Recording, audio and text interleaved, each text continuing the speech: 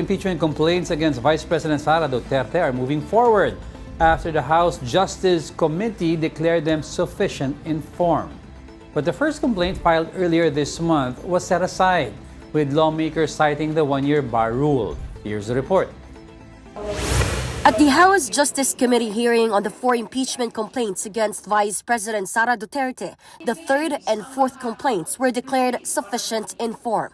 This means the complaints bear the proper signatures, are notarized, endorsed by a lawmaker, and comply with the one-year bar rule. The 2 complaints that passed this stage were filed by religious groups and a group of lawyers on February 9 and February 18. Both dates fall outside a one-year bar rule or the one-year prohibition on filing a new impeachment complaint.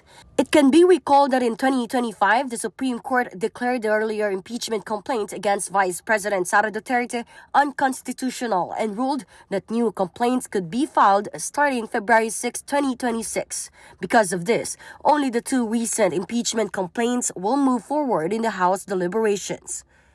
The first complaint filed by progressive groups including Bayan and the Makabayan Bloc on February 2 was set aside for supposedly falling within the one-year bar rule.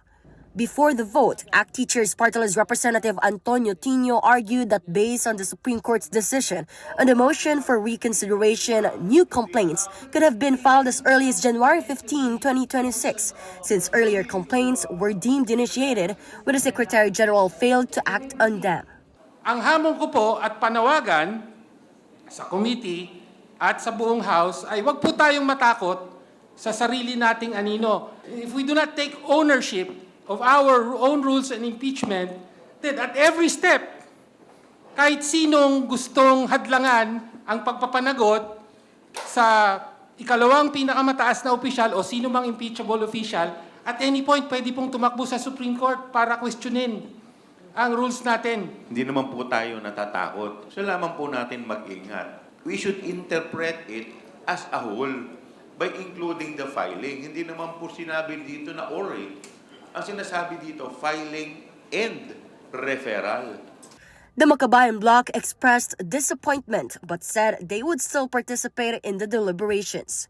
Meanwhile, the second impeachment complaint filed by Tindig Pilipinas was formally withdrawn. According to the group, they are instead supporting the third complaint, which they say contains substantially the same grounds. Halos pareho naman po yung nilalaman in terms of the substantial grounds for impeachment. Therefore, we felt it best to withdraw our complaint to expedite the process.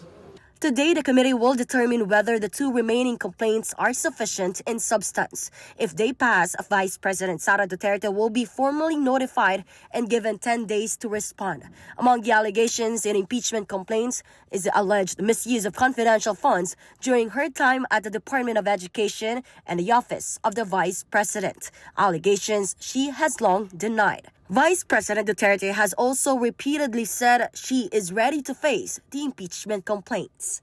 For News 5, I'm Marian Enriquez. We are One News.